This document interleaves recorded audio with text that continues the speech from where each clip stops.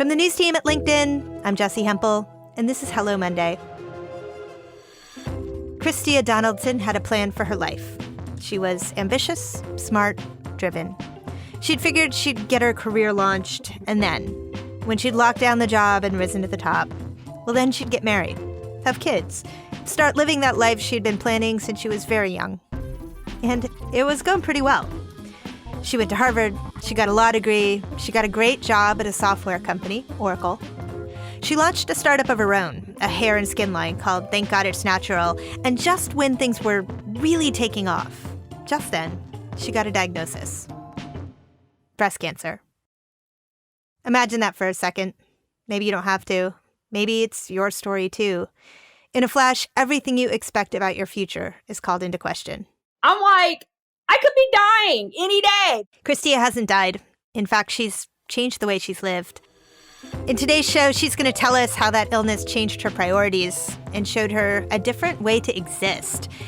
And right now, as we all grapple with the aftermath of an unpredictable world event, a global pandemic, well, right now her story has important lessons for all of us. Here's Chris-Tia. I tell people 2015 was the best year of my life and the worst year of my life. On March 1st, 2015, we launched TGIN nationwide in 250 Target stores, which was a huge accomplishment. And then 9 months later, I was diagnosed with breast cancer for the first time. And it rocked my world. Tell me a little bit about what happened immediately after you got the diagnosis. Oh my goodness. How do you begin to process that? For me, it rocked my world. I thought I was going to die. Like, I didn't know anything. I was diagnosed also at a safety net hospital in Chicago. And what I mean by that is that a hospital that primarily treated uninsured or underinsured women. And so that was eye-opening to be in the company of those individuals and feeling like I wasn't necessarily getting the best healthcare. I only went there because my gynecologist referred me to go there because she delivered babies there. But in any event, when I got the diagnosis, I immediately took inventory of my situation. I told you I thought I was going to die. And so I was like, I've got to go get the best possible healthcare available in the state of Illinois. And that took me to Northwestern Hospital on the north side of the city. Chicago's highly segregated, and it serves a highly rich or well-to-do clientele. And I was like, this is my chance. If I'm going to beat this, I've got to go where these individuals go. It sounds like you really had a sense right from the start that you're going to fight to get whatever you needed to try to get better quickly. Yeah. Who was important to you in that journey? Was it school alumni? Was it your community members? Was it family? Yeah, I'm a very private person. So when I was going through this for the first time, it was the kind of thing where I was like very much to myself, but my family was very supportive of me on this journey. And when I got to Northwestern, it was a great team of doctors. But like I said, I realized, and I had a very unique experience, the disparities and how the outcomes for Black women in particular in the city of Chicago. Black women are 42% more likely to die from breast cancer in the city of Chicago, but those numbers dropped to 19% in New York and 0% in San Francisco. And the reasons the numbers are so high in Chicago are due to systematic and structural issues that create these disparities. So those type of issues became very apparent to me. And so I realized not only how blessed I was, but this experience really changed my life in terms of wanting to be an advocate for those women who didn't have that same luxury. So, like I said, I've been diagnosed twice. The first time I came back, I was broken, meaning I felt like a vase, like someone dropped me on the floor and I had to tape myself back together. It was just so broken. And so I had to figure out what was wrong and how did this happen to me? And I realized stress was a huge contributor to that. It was always in my head that I need to slow down, take better care of myself, but things were kind of, taking off at the same time. And then the second time I was diagnosed, I was like, okay, I'm going to slow down. I still slow down. I don't really work that much on Mondays and Fridays. So it's funny that this is Hello Monday because I'm chilling on Mondays usually. But I realized I really had to make the slowdown happen. But at the same time, I was at a place in my career where people were like, can you do this? Can you be on this? Can you speak at this? Can you, give a quote to this? And I was torn because it's like, I'm this example of, successful Black entrepreneurship, but I'm also like, I just want to like slow down and make sure that I'm okay health wise. And so I'm still trying to kind of balance that, but that's where I am. That's how it's changed me. Yeah. Well, so in between your first and your second diagnosis, you took this trip to Bali that really was a course setting for you. Tell us about that trip.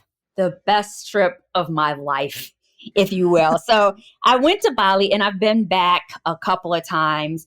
I went immediately after completing treatment. Like I probably bought a ticket maybe 4 days before or something like that, because I was just like, let me finish treatment and then I'll focus on, my celebration trip. Why Bali? Because of Eat, Pray, Love, because it's like that woman was in crisis and I was like, I don't know what's going on in my life. So I'm in crisis. I'm going to go there. I didn't really know much about the place. I just knew that she went looking to find herself.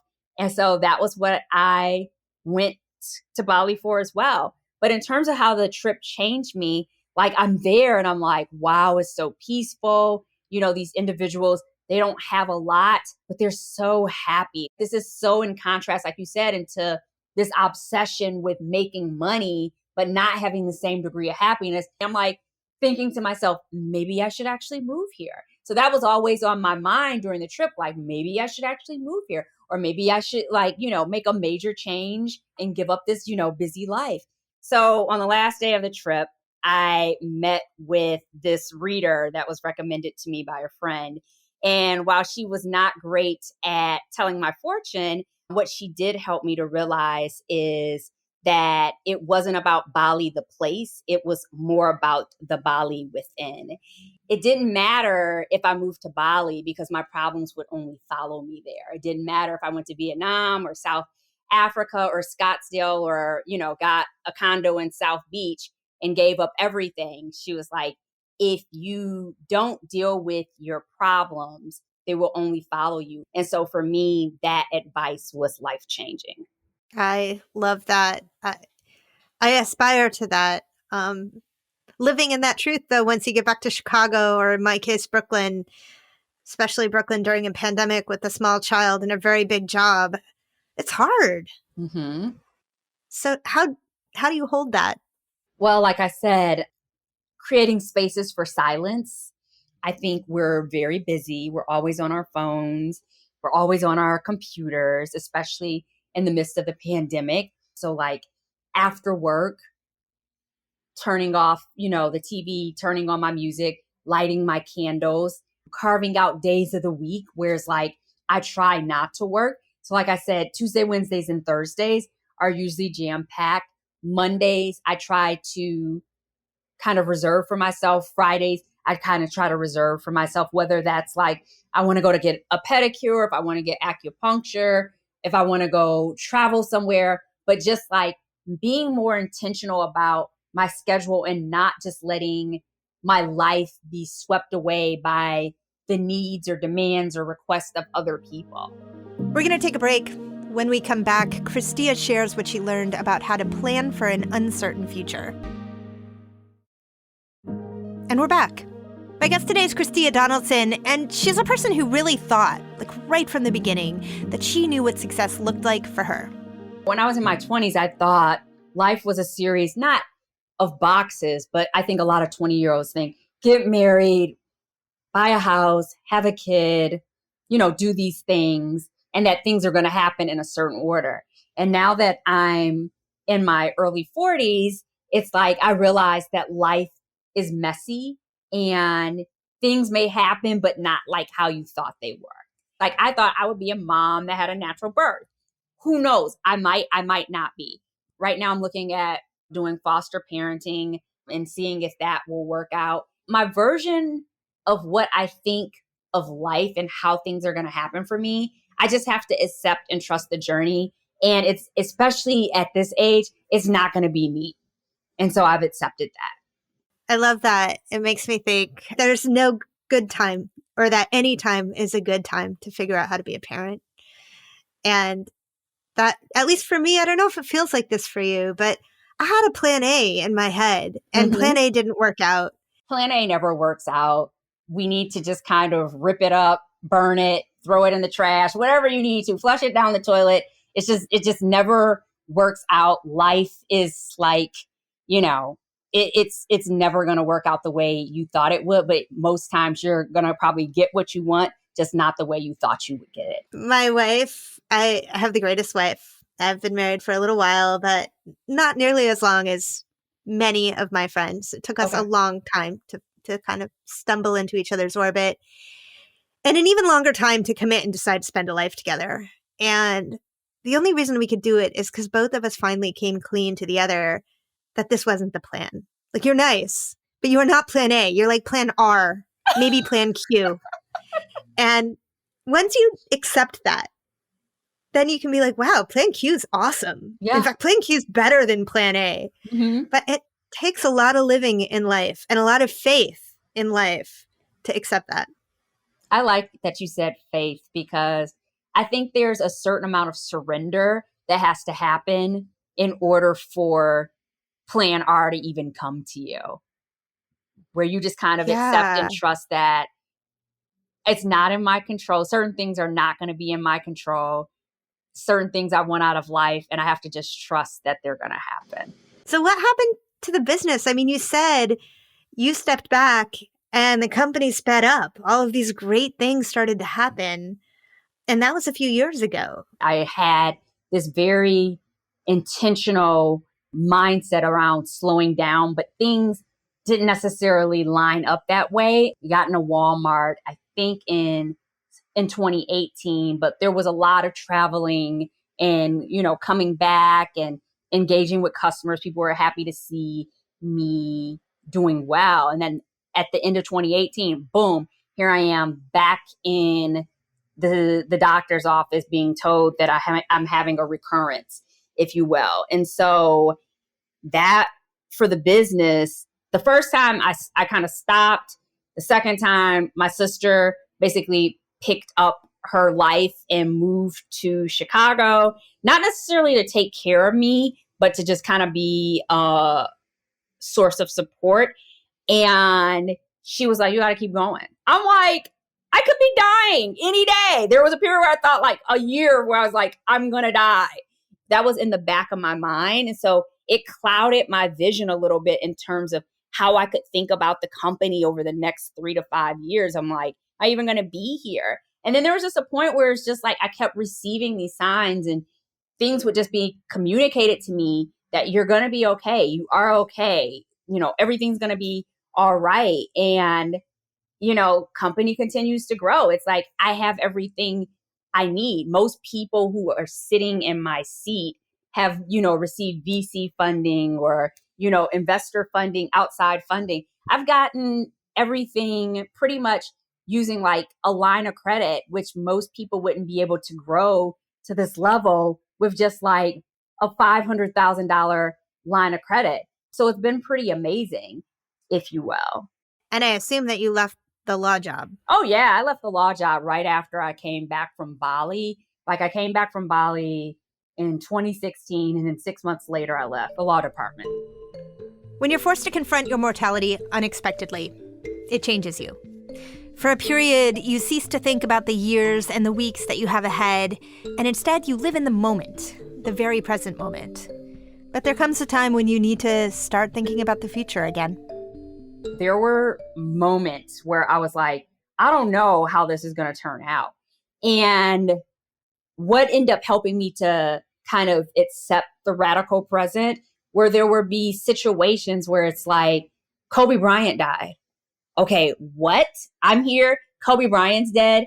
Or like COVID happens. People are like perfectly healthy, are on ventilators. What? And I'm here. It would just be these situations like over and over again like that, where people who were supposed to live and have these like long lives were like gone like that in an instant. None of us know when we're going to go. We have to like wake up every morning and be grateful to be in the land of the living, but it's not guaranteed. That sense of awareness, that sense of being able to accept where I am right now is due to one, me grounding myself in silence and prayer.